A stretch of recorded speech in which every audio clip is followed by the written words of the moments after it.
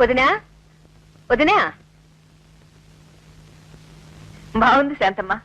చెల్లెలి పెళ్లికి ఇప్పుడా రావటం? ఏం చేయమంటావు వదినా, దారిలో కారు చెడిపోయింది. ఎంత మొత్తుకున్నా అచ్చి వచ్చిందని ఆయన కారు మార్చరు. అందుకే పెళ్లికి రాలేకపోయాను. పోనీలే వదినా. పెళ్లి బాగా జరిగిందా? పెళ్లి కొడుకు బాగుంటాడా? చాలా బాగుంటాడు, పైగా మంచి కుటుంబం కూడా. అయితే మన లక్ష్మి అదృష్టవంతురాలే. ఇదంతా నీ చలవే. నువ్వు చేసిన సాయం ఈ జన్మలో మర్చిపోలేవు.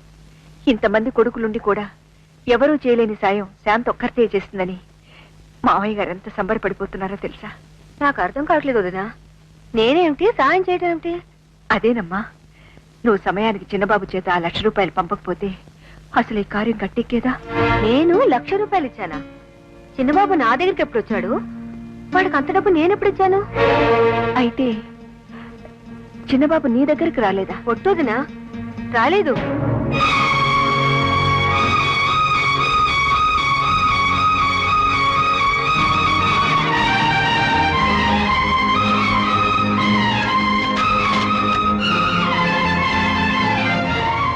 హరిశ్చంద్ర ప్రసాద్, రామకృష్ణ వీధి. శాంతబా, ఇప్పుడే వస్తాను. ప్రియా, నువ్వు నాతో రా.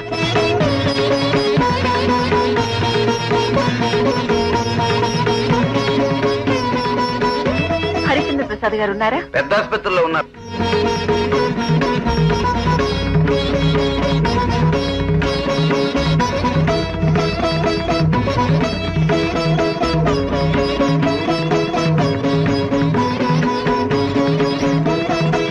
అయ్యో, ఏమైంది? నా బాబుకి ఏమైంది? అమ్మా చెప్తానండి. అయ్యో,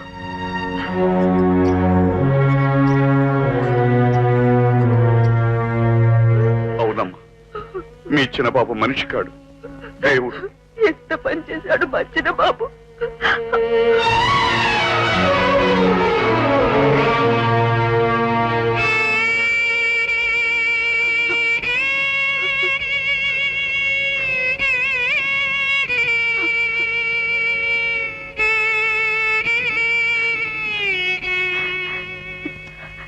సిస్టర్, సారీ, ఈ రోజు పేషెంట్ కి స్పృహ రాదు.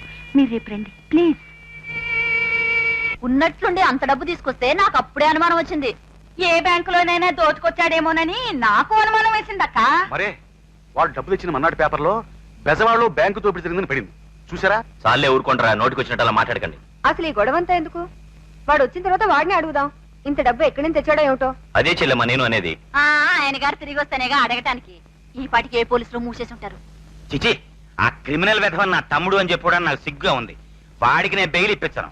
లైఫ్ లాంగ్ జైల్లో పడి ఉండాల్సిందే. అవును, పడి ఉండాలి. లాయర్ గారు, మీకు ఆ శ్రమ అక్కర్లేదులేండి. కుటుంబాన్ని ఆదుకోవడం అనే అపరాధం చేసిన మీ క్రిమినల్ తమ్ముడిని గురించి మీరెవ్వరూ కష్టపడక్కర్లేదు. హాయిగా మిఠాయిలు తినండి. వదినా, అసలు ఇదంతా వాడికి నువ్వు ఇచ్చిన అలసలో జరిగింది. రేపు వాడి చేతులు బేడీలు వేసి పోలీసులు తీసుకెళ్తుంటే మా పరువు అవుతుంది. మా నాన్నగారు ఈ ఊళ్ళో తలెత్తు తిరగలరా? నాన్నగారిని ఈనాడు వెనకేసుకొస్తున్న ఈ సుపుత్రులంతా నిన్నటిదాకా ఏమయ్యారో? ఆస్తి పంచుకోవాలనుకున్నారు.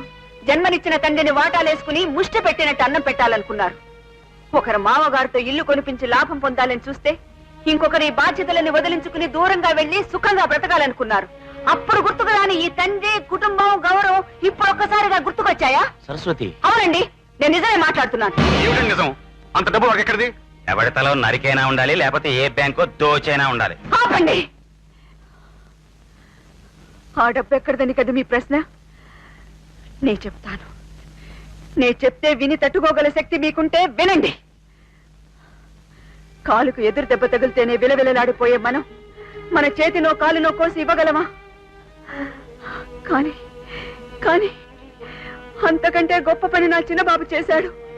నా బిడ్డ చేశాడు. తన తోబుట్టు కోసం రక్తాన్ని ధారపోశాడు. ప్రాణానికి తెగించి తన కిడ్నీ నమ్మి 1,00,000 రూపాయలు తెచ్చి తండ్రి చేతిలో పోశాడు.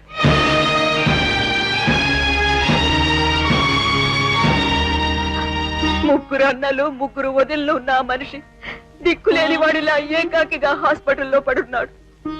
ఈ ఆపరేషన్ చేస్తే ఆడటానికి పనికిరావని డాక్టర్ చెప్పినా తెగించాడు. ప్రాణంతో సమానమైన తన ఆటను ప్రాణమిచ్చిన తండ్రి కోసం, ప్రాణం కంటే ఎక్కువైన చెల్లెల కోసం రుణప్రాయంగా త్యాగం చేశాడు. నువ్వు చెప్పేది నిజమా సరస్వతి? నిజమండి. ఈ ఇంటి పరువు తీశాడని వీళ్ళంతా అన్నారే, ఆ పరువు నిలబెట్టడం కోసం తన బ్రతుకు పణంగా పెట్టాడండి.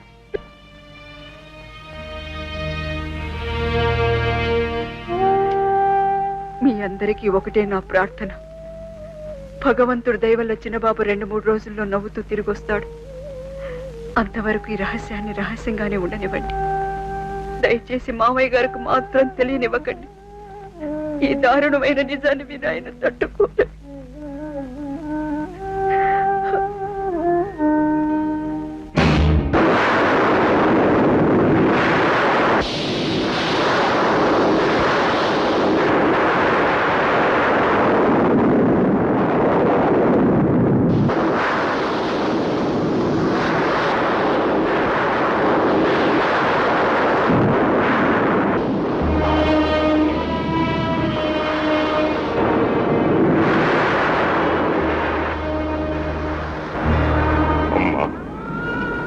పురాణాలు చదివావు, ఇతిహాసాలు చదివావు, కొడుకు కాళ్ల మీద పడిన తండ్రి కథ ఎన్నడైనా చదివేవా?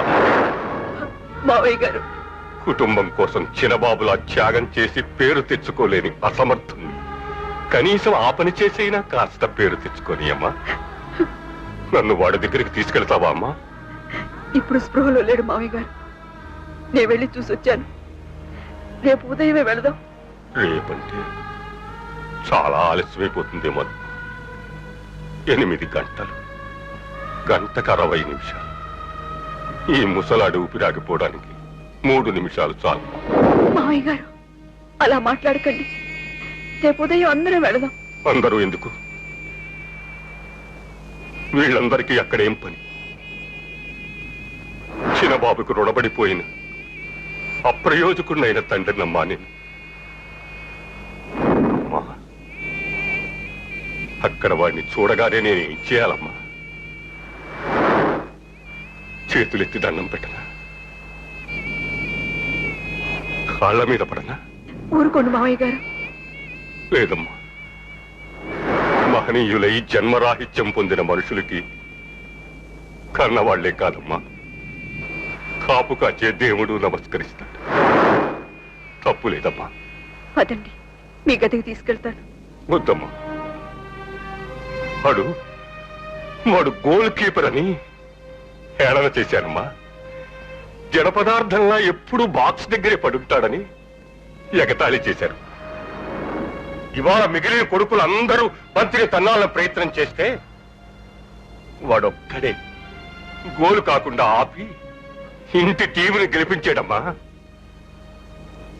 ఈ ఇల్లు నిలపడం కోసం అంత త్యాగం చేసిన నా బిడ్డ చిన్నబాబుకే నా స్వార్జితమైన ఇంటిని రాసేస్తాడు.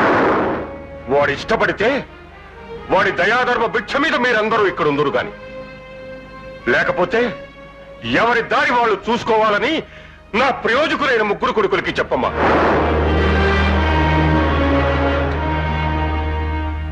చూసారా ముసానికి ఎంత దుర్బుద్ధి పుట్టిందో? ఇల్లు చిన్నబాబు పేరు రాస్తాడట. మనమేనా అంత చేత కాకుండా పడుంది. ఏమండి, వెంటనే దావా పడేయండి. నోరెత్తావంటే విడాకులు ఇచ్చేస్తాను, జాగ్రత్త. అయినా అక్కయ్య చెప్పిన దాంట్లో తప్పే ఉందండి. ఉద్యోగం చేసి చెడిపోయావే.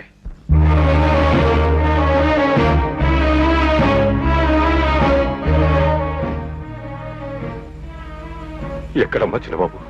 చూపిస్తాను మామయ్య గారు.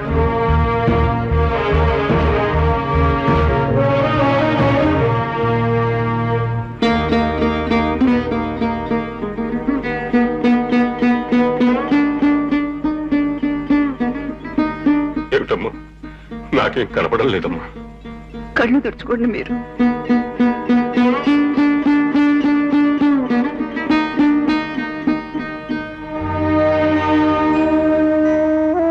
కనబడుతున్నాడమ్మా చిన్నబాబు. మర్రాకు మీద నిద్రపోతున్న చిన్ని కృష్ణుడిలా కనబడుతున్నాడమ్మా. నమస్కారం అండి. ఎవరు? హరిశ్చంద్ర ప్రసాద్ గారిని మీరొక్కగానొక్క కొడుకు కోసమే మరి చిన్నబాబు ఎంత త్యాగం చేసింది. మీ అబ్బాయి దయ వల్ల మా అబ్బాయి ప్రాణం నిలిచింది. ఇది ఉంచండి. ఇదేమిటి బాబు? కొడిగట్టిన మా అబ్బాయి ప్రాణం నిలిపి మా వంశాన్ని నిలబెట్టిన మధుసూదన్ రావుకి సంతోషపూర్వకంగా ఇచ్చే కానుక. వాడికి మీరు ఇదివరకే కొంతిచ్చాను, కానీ అతను చేసిన త్యాగానికి సాహసానికి విలువ కట్టే శక్తి నాకు లేదు. ప్రాణానికి ప్రమాదం అని తెలిసి కూడా ఈ నిర్ణయం తీసుకున్నందుకు అతనికి మరికొంత ఇవ్వాలనిపించింది. అతన్ని మా కంపెనీలో మేనేజర్గా అపాయింట్ చేస్తున్నాను. తీసుకోండి. చిరబాబు, ఆ చిరబాబు బ్రతుకుతాడంటారా బాబు? భగవంతుడున్నాడు, మంచికెప్పుడు చెడు జరగదు. ఈ త్యాగం వృథా పోదు. మావయ్య గారు, ఈ అమ్మాయి ప్రియని మన చిన్నబాబు స్నేహితురాలు. రాత్రి ఈ విషయం తెలిసిన దగ్గర నుంచి నిద్రాహారాలు మానేసి ఇక్కడే ఉంది. నాకిప్పుడు అందరు మనుషుల్లోనూ దేవుడు కనిపిస్తున్నాడమ్మా.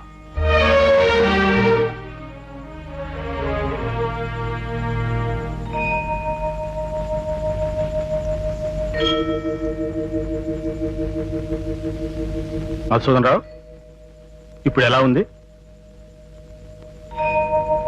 పేషెంట్ కు స్పృహ వచ్చింది, ఎవరైనా వీళ్ళు చూడొచ్చు. మావయ్య గారు పదండి. నేను రాలేదమ్మా. వాడికి ఎదురుపడే ధైర్యం నాకు లేదమ్మా. దూరంగా నిలబడి చూస్తాను. వాడికి తల్లివైనా తండ్రివైనా నువ్వే కదమ్మా. వెళ్ళు.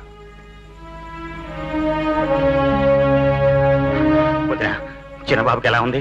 చెప్పొదినా, ఎలా ఉంది? ఇప్పుడే స్పృహ వచ్చింది. ముందు నువ్వు వెళ్ళు తల్లి.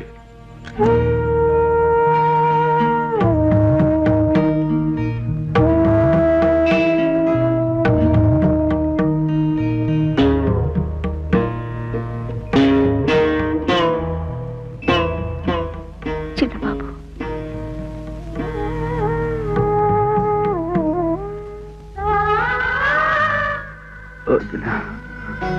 చిన్నబాబు, ఇంత సాహసం చేయటానిక ఆ రోజు నా కాళ్ళ మీద పడి నన్ను ఆశీర్వదించమన్నది? ఎందుకు చిన్న కన్నీళ్లు పెడతావు? నువ్వే గెలిచావు కదయ్యా. లక్ష్మి పెళ్లి బ్రహ్మాండంగా జరిపించావు.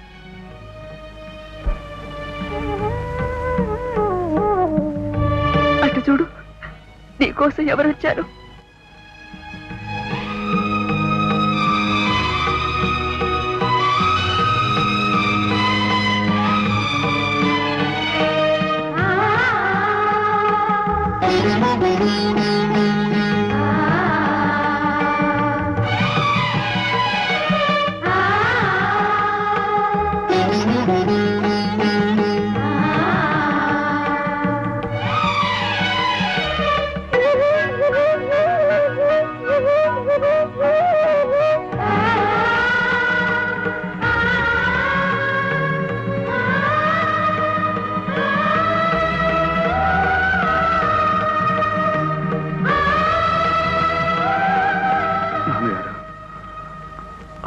అలా అబద్ధమాడానని నా మీద కోపంగా ఉందా?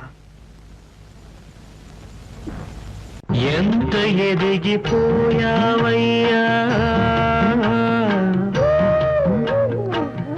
ఎదను పెంచుకున్నావయ్యా. స్వార్థమనే చీకటింటిలో త్యాగమనే దీపం పెట్టి ఎంత ఎదిగిపోయావయ్యా,